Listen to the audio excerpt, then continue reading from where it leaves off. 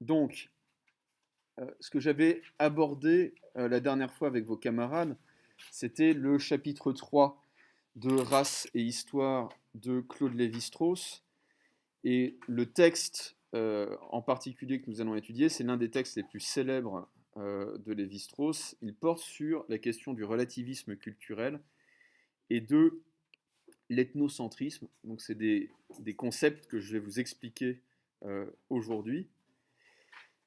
Alors, ce que fait Lévi-Strauss au début de ce chapitre, en tout cas au début de cet extrait, c'est définir en fait et expliquer le phénomène de diversification, de pluralisation des cultures. Claude Lévi-Strauss, ça j'en ai parlé à vos camarades la dernière fois, donc je ne vais pas m'y attarder. Claude Lévi-Strauss explique que contrairement à ce qu'on pourrait penser, ce sont les échanges entre les cultures qui produisent la diversification des cultures. Autrement dit, plus deux cultures ont des interactions, des échanges, plus elles vont avoir tendance à se différencier. Vous pouvez me l'apporter s'il vous plaît. Merci beaucoup. Alors, et en fait, j'avais donné, merci beaucoup. J'avais donné deux exemples. J'avais donné l'exemple de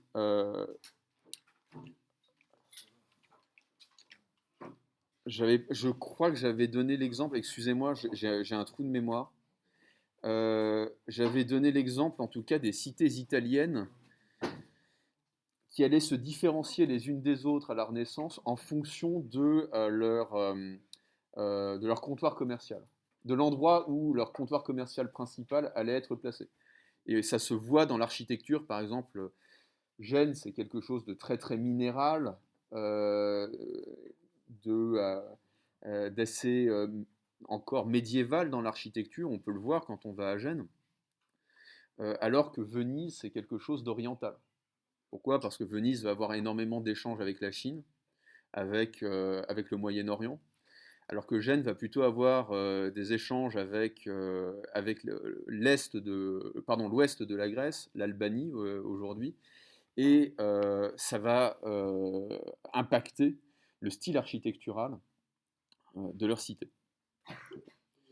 Et donc, alors qu'on pourrait croire que c'est en s'isolant que les cultures se différencient, Lévi-Strauss va montrer qu'au contraire, c'est en établissant des échanges que les cultures se différencient.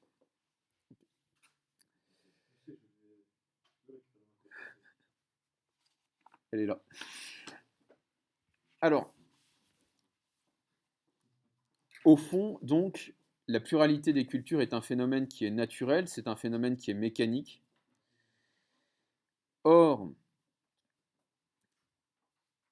c'est resté pendant très longtemps, pendant des millénaires, un scandale moral. Et, dit Lévi-Strauss, le progrès n'a consisté qu'à accepter cette pluralité des cultures, au lieu de l'expliquer. Oui, le progrès historique qu'on a fait ces derniers siècles, et en particulier à partir des Lumières, ça a consisté à accepter le fait de la pluralité des cultures, au lieu d'expliquer ce fait.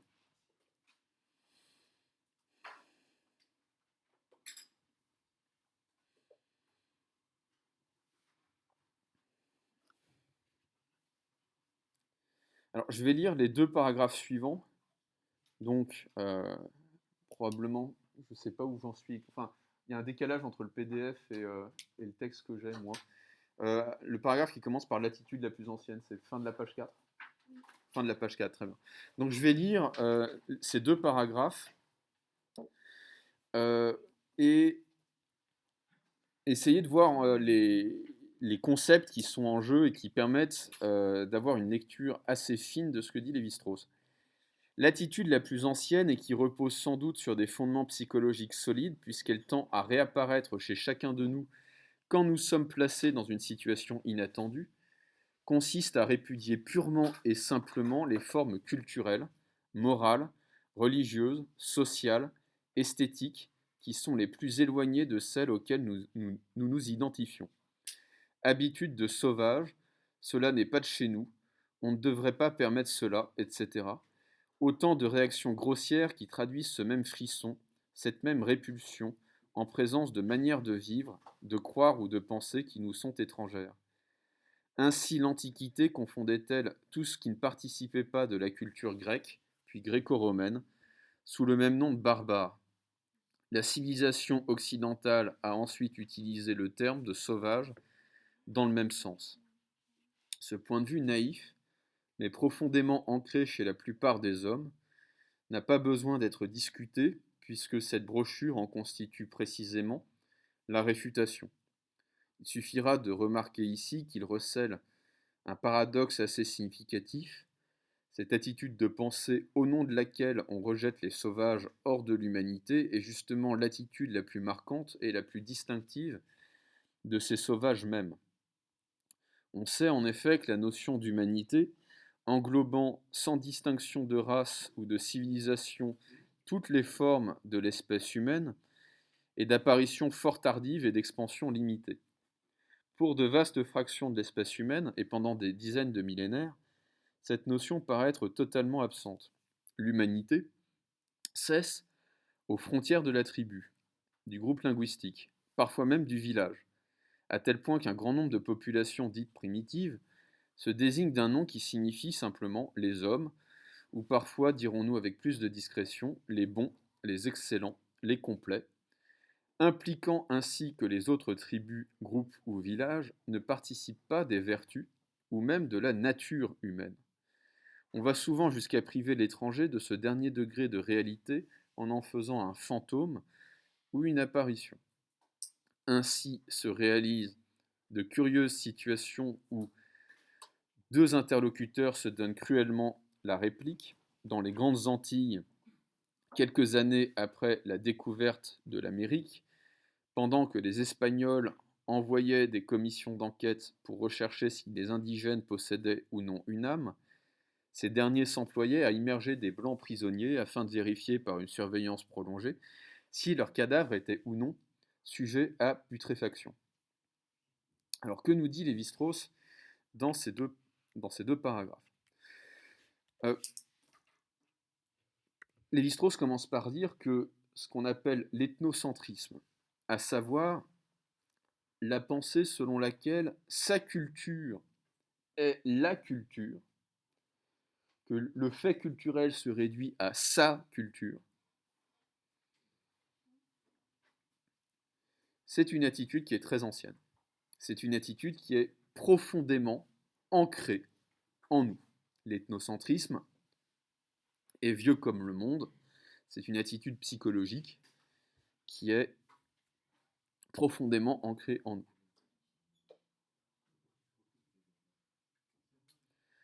Donc, en quoi consiste l'ethnocentrisme? L'ethnocentrisme consiste à rejeter hors de l'humanité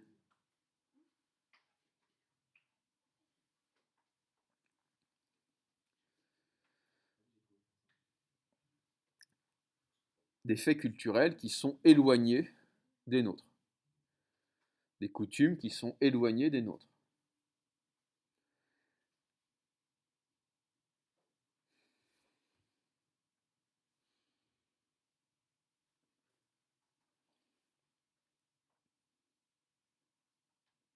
C'est finalement l'attitude, on va dire, tripale, l'attitude purement instinctive d'Astérix et d'Obélix quand ils voyagent et qu'ils voient quelque chose à laquelle ils ne s'attendent pas, ils disent ils sont fous. Hein. Ils sont fous ces Romains, ils sont fous ces Phéniciens, ils sont fous ces Hispaniques, etc. Vous l'avez vu l'année dernière. Alors, C'est, dit Lévi-Strauss, une attitude parfaitement courante et surtout qui a été universelle jusqu'à une époque très récente. Hein. Finalement, jusqu'à l'apparition de la philosophie en Grèce. On commence à réfléchir sur la notion d'humanité en général. Que traduit ce rejet? Que traduit cette attitude? Lévi-Strauss ne le formule pas explicitement ici, mais dans d'autres textes il va le faire. Lévi-Strauss explique que l'être humain va penser les différences culturelles sur le modèle de la différence spécifique. L'être humain va penser la différence, ou les différences plutôt culturelles, sur le modèle de la différence spécifique, c'est-à-dire sur le modèle de la différence entre l'homme et l'animal. Il va penser cette différence culturelle sur le modèle de la différence spécifique.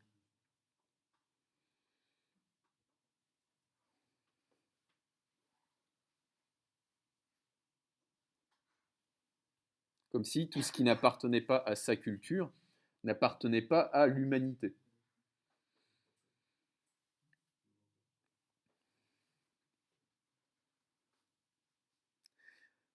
Autrement dit, ce qui revient quasiment au même en fait, on va animaliser ou diviniser l'étranger. C'est-à-dire qu'on va rejeter hors de l'humanité les membres d'une culture qui nous paraît extraordinairement éloignée de la nôtre. Ou diviniser. Hors de l'humanité. Les cultures étrangères et leurs membres.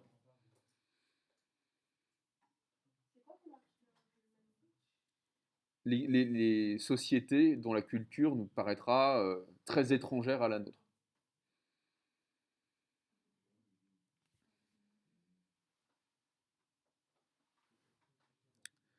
Donc, les Grecs anciens appellent les étrangers des barbares. Qu'est-ce que c'est qu'un barbare? Pardon?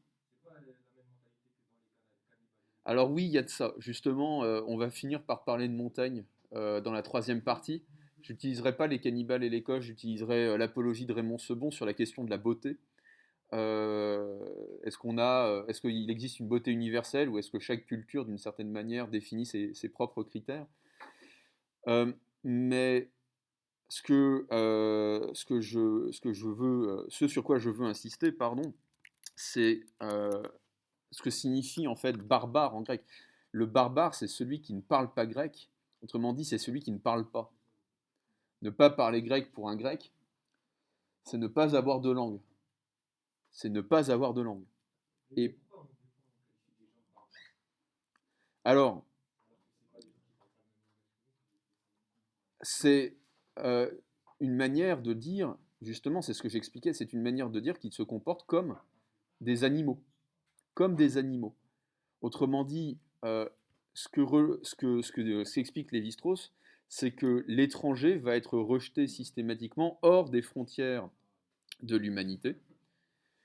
Le barbare, c'est celui qui n'a pas de langue parce qu'il ne parle pas grec. Okay. Donc c'est littéralement l'animal. Barbare, c'est probablement ce qu'on appelle une onomatopée, c'est-à-dire un mot qui signifie un bruit, comme le Big Bang si vous voulez.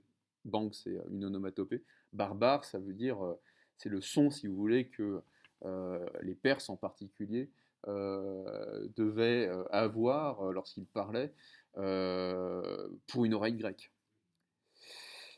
Et que signifie le terme de sauvage? Le sauvage, c'est un mot qui a une racine latine. Le sauvage, c'est pour ceux qui font de l'espagnol, c'est la même racine que la selva, c'est-à-dire la forêt ou la jungle. Le sauvage, c'est celui qui vit dans la forêt. Et qui vit dans la forêt? Les animaux. Donc,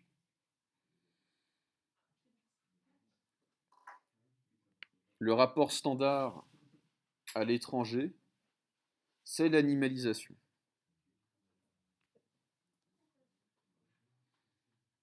Or, et c'est là l'objet du deuxième paragraphe, ce que les civilisations occidentales ne perçoivent pas, c'est que les dits barbares ou les dits sauvages font exactement la même chose qu'eux. Ils font exactement la même chose qu'eux. Alors, c'est ce qu'explique Lévi-Strauss dans le deuxième paragraphe. Au fond, j'arrive tout de suite, mais simplement ça. Au fond, l'idée d'humanité dans son universalité, c'est une idée qui est très récente et d'extension très restreinte, c'est-à-dire qu'il n'y a pas beaucoup de gens qui, il n'y a pas beaucoup de cultures qui ont pensé cette idée. Dans l'immense majorité des cas, pour l'immense partie de l'histoire, l'humanité s'arrête aux frontières d'une culture et d'une société donnée. Dites-moi.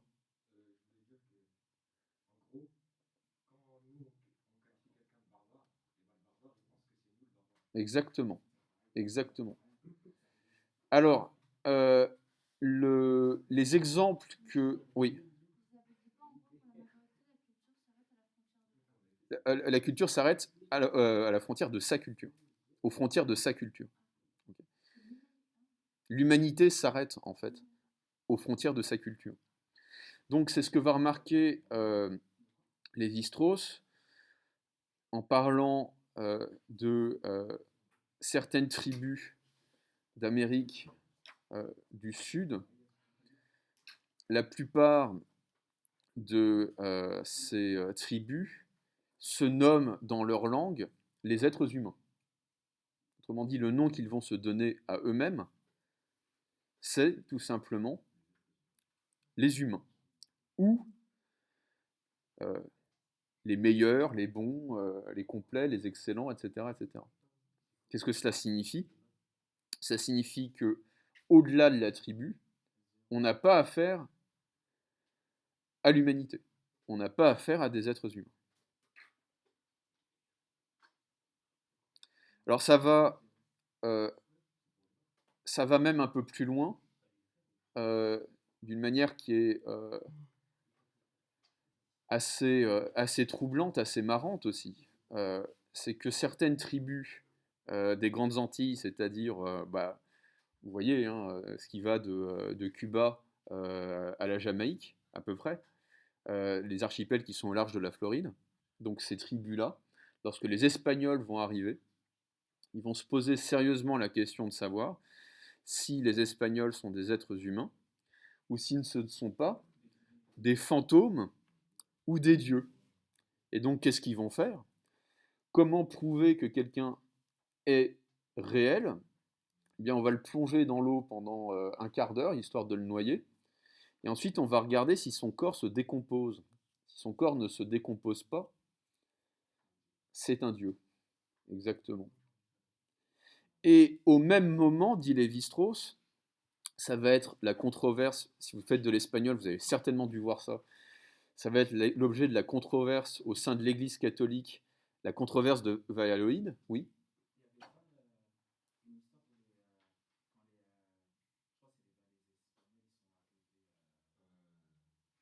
Oui, oui.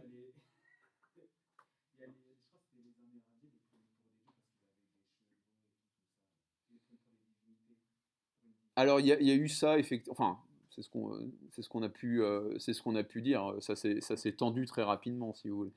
C'est-à-dire que, au fond, ce que dit Lévi-Strauss, c'est que le réflexe est le même, que ça soit pour les civilisations occidentales ou pour les sociétés amérindiennes, c'est le même réflexe, à savoir est-ce que ce que j'ai en face de moi est véritablement un être humain, ou est-ce que c'est en dehors des frontières de l'humanité, que ce soit du côté de la bête, du côté de l'animal, ou du côté du Dieu. Et la controverse de Valladolid, c'est précisément a pour sujet, a pour thème de savoir si les sauvages qu'on va trouver, entre guillemets, si les sauvages qu'on va trouver en Amérique sont des êtres humains, ont une âme, et si éventuellement ils peuvent être baptisés. Euh, et euh, à ce moment-là, l'Église va avoir un rôle à jouer dans la colonisation de l'Amérique. On va retrouver à peu près les mêmes réflexions et les mêmes controverses au moment où il va s'agir, pardon, de se demander si on peut baptiser les esclaves ou pas. Okay. Alors, non, les sauvages, de toutes les manières, c'est qui hein, il faut mettre des guillemets à sauvage, évidemment. Mais les sauvages, d'une certaine manière, c'est n'importe qui n'appartient pas à sa culture, quand on est dans ce cadre ethnocentriste. Simplement un truc, on a tendance à penser que les Occidentaux vont systématiquement animaliser les cultures étrangères qu'ils vont découvrir, en particulier en Amérique. Mais on pourrait aussi penser qu'ils vont les diviniser, parce que vous allez avoir en particulier au XVIIIe siècle, avec la philosophie des Lumières, tout un courant qui va parler dans la littérature, par exemple, du bon sauvage. Et qu'est-ce que c'est que le bon sauvage? C'est précisément celui qui n'a pas été corrompu par la civilisation, celui qui est plus proche de Dieu, justement, celui qui est plus proche du Jardin d'Éden, parce qu'il est resté, en réalité, beaucoup plus proche de ce qu'était l'être humain à l'état de nature qu'avant. J'en avais parlé au cours précédent avec vos camarades lorsque j'avais traité des enfants sauvages. Oui.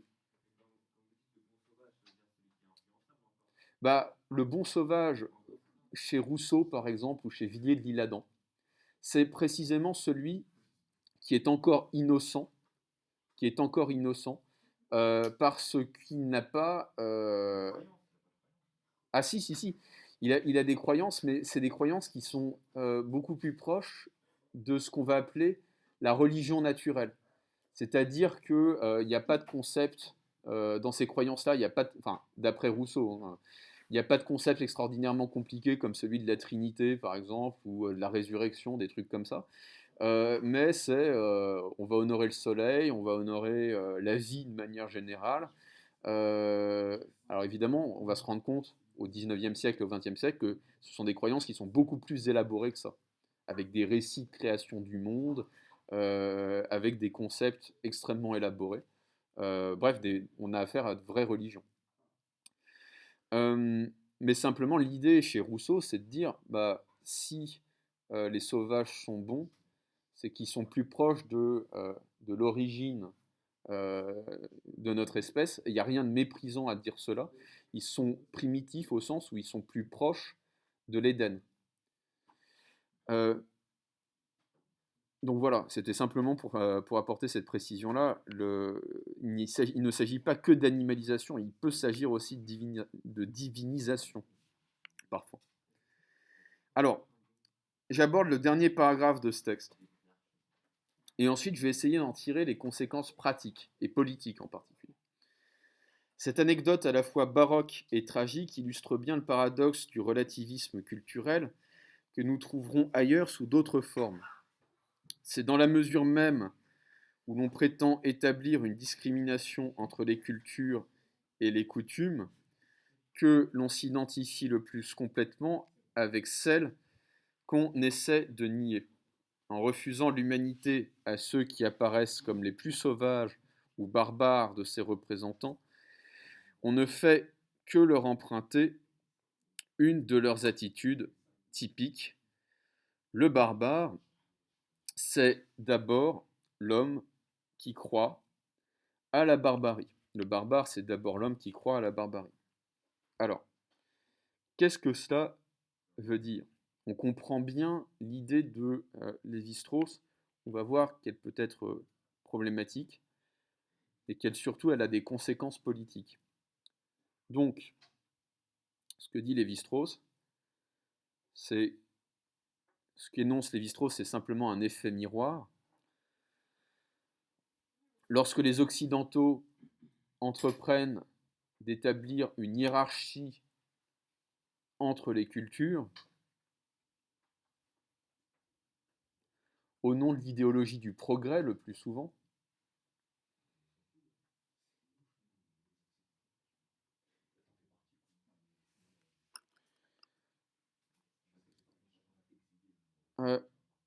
ils ne se rendent pas compte que les prétendus sauvages, ceux qu'ils désignent comme tels, font exactement la même chose, à leur égard. Et donc, c'est ça le paradoxe du relativisme culturel, en voulant s'écarter de ces sauvages, en voulant se distinguer de ces sauvages, ils s'identifient à eux. Parce qu'ils vont faire strictement la même chose qu'eux.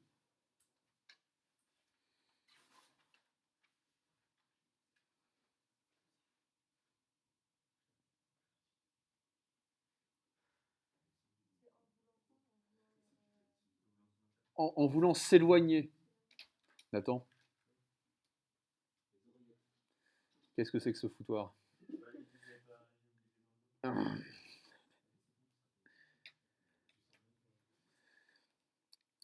En voulant donc se distinguer des sauvages, on s'identifie à eux parce qu'on va finalement mimer leur attitude la plus typique.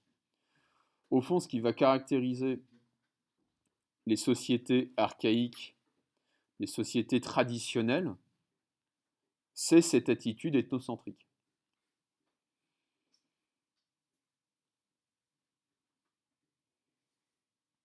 Alors,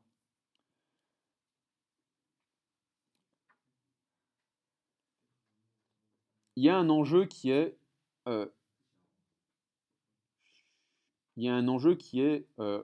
réel et qu'il ne faut pas nier. C'est en particulier toutes les réflexions qui vont porter sur la question des droits de l'homme. La question qu'on doit se poser, c'est de savoir si, sur le plan moral,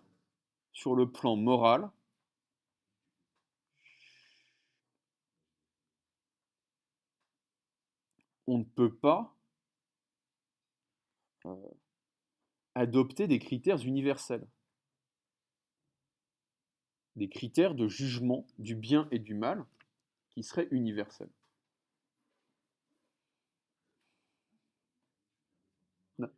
Ah. Qui seraient universels. On peut prendre deux exemples.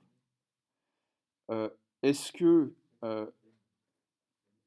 la charte de l'ONU, c'est pas un condensé de préjugés occidentaux qu'on va imposer par la force à des pays dont ce n'est pas la culture, dont ce ne sont pas les croyances? Ou est-ce qu'il y a dans les droits de l'homme, dans la charte de l'ONU, des principes qui sont réellement universels et qui doivent s'appliquer à toute l'humanité? Et au fond, on voit que c'est ça le problème du relativisme culturel. Parce que si on dit à chacun sa culture, toutes les cultures se valent, alors il n'y a pas d'humanité au sens universel du terme. En tout cas pas sur le plan moral. Mais si on dit il y a des normes universelles qui définissent ce que doit être l'humanité sur le plan moral, alors on tombe dans l'ethnocentrisme. L'ethnocentrisme, c'est-à-dire le fait de considérer sa culture comme la culture universelle. Vous comprenez? Soit on dit à chacun sa culture, et alors il n'y a plus rien qui définit un universel humain sur le plan moral. Soit on dit il y a un universel humain sur le plan moral, et à ce moment-là, euh, on court le risque de tomber dans le reproche de l'ethnocentrisme, dans le procès en ethnocentrisme.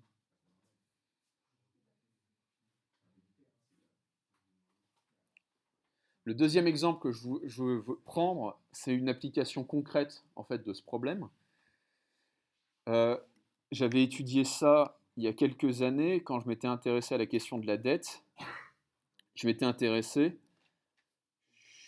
à la question du commerce équitable.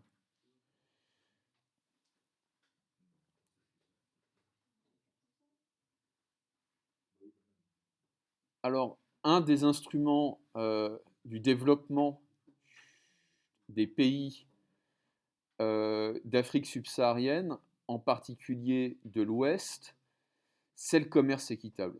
En quoi est-ce que ça va consister le commerce équitable? Vous l'avez peut-être vu en écho. Le commerce équitable.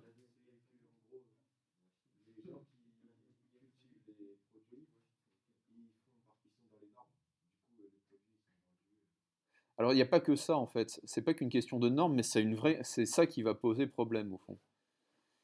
C'est quoi le principe du commerce équitable au fond? Pourquoi on dit qu'il est équitable? Non. Il y a justement un problème de concurrence. Alors, ce qui va se passer, au fond, c'est ça le principe du commerce équitable, c'est qu'en échange d'un prix des matières premières qui va être supérieur à celui du marché, on va exiger du producteur un certain nombre de normes, et en particulier un certain nombre de normes sociales. Autrement dit, l'exportateur va acheter les matières premières à un prix supérieur à celui du marché, en échange de quoi le producteur va devoir se conformer à des normes sociales euh, acceptables, si vous voulez, d'un point de vue occidental. Et donc, quel est le problème?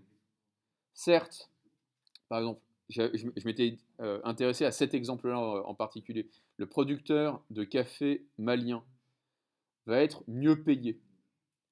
Il va échapper, si vous voulez, à la violence des échanges économiques standards. Mais qui produit le café au Mali? Ce ne sont pas des salariés où il y a la parité salariale entre les hommes et les femmes. Ce sont des familles qui produisent le café au Mali. Les vieux, les adultes, les enfants. Et donc, vous êtes une marque de café équitable, vous allez arriver au Mali et vous allez leur dire, ah ben ça c'est plus possible si vous voulez. Vous ne pouvez plus faire bosser vos enfants. Et vous allez donc vous ingérer dans une culture, si vous voulez, traditionnelle qui a probablement, sinon des siècles, du moins des décennies, et leur dire non, ça va pas, ça va plus. Ça. Donc, si vous voulez, ça c'est un exemple, parmi d'autres, on peut en trouver d'autres, hein, d'ingérence occidentale dans des cultures traditionnelles. Est-ce que vous avez compris cet exemple? Donc en fait, le commerce équitable, c'est bien, jusqu'à ce qu'on se rende compte que ça détruit les structures sociales traditionnelles, au nom du progrès. Je ne dis pas que c'est mal, je dis que c'est effectivement ce qui se passe. Ben voilà. Euh, L'autre problème qui va se poser dans les années 50 à Lévi-Strauss, c'est que Lévi-Strauss se rend compte qu'il y a une culture. C'est un vieux, il a vécu quasiment un siècle, donc il a changé d'apparence au cours du temps, si vous voulez, comme nous tous. Bon, il avait bien 90 ans quand il est mort, il me semble. Donc, Bref, Lévi-Strauss va se rendre compte que dans la deuxième moitié du XXe siècle, en particulier à partir de la fin de la Seconde Guerre mondiale, il y a une culture qui va devenir hégémonique, c'est la culture américaine. La culture américaine, ça va être la culture de la mondialisation. Et Lévi-Strauss va s'inquiéter du fait que la culture américaine va tout simplement remplacer progressivement toutes les cultures traditionnelles locales, et en particulier en Amérique du Sud, en Australie, bref, là où il y a encore, si vous voulez, soit des aborigènes, soit des autochtones qui datent d'avant la colonisation espagnole ou enfin, française et anglaise en Amérique du Nord. Et donc, ce que va préconiser Lévi-Strauss à l'UNESCO, c'est de mettre en place une défense du patrimoine culturel qui ne soit pas seulement les monuments historiques, si vous voulez. Parce que les monuments historiques, chez les aborigènes ou en Amazonie, il n'y en a pas. Et donc, ce que Lévi-Strauss va dire, taisez-vous, ce que Lévi-Strauss va dire, c'est qu'il faudrait être en mesure d'isoler ces cultures traditionnelles, ces sociétés traditionnelles, pour qu'un jour elles ne tombent pas nez à nez avec un panneau publicitaire Coca-Cola ou avec un bulldozer qui va le chasser de chez lui, va la chasser de chez elle. Et ça pose problème, si vous voulez. Quel est le problème de dire, eh bien voilà, il y a certaines sociétés qu'on va protéger du monde occidental en les isolant? Quel problème ça pose?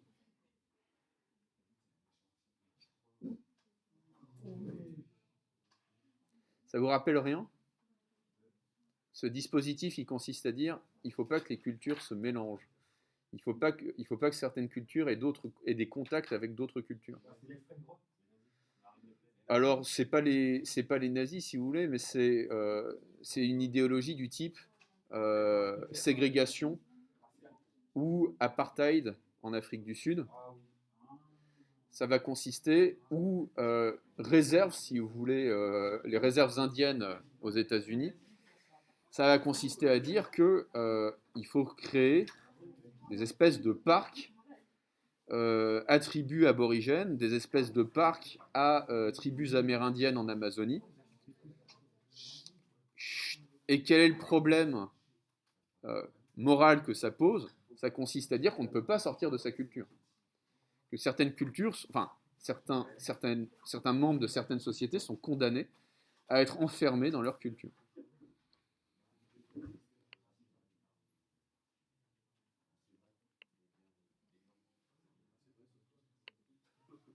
Est-ce que ça va pour tout le monde, ça? Bon, ça sonne dans 3 minutes. On se retrouve tout à l'heure.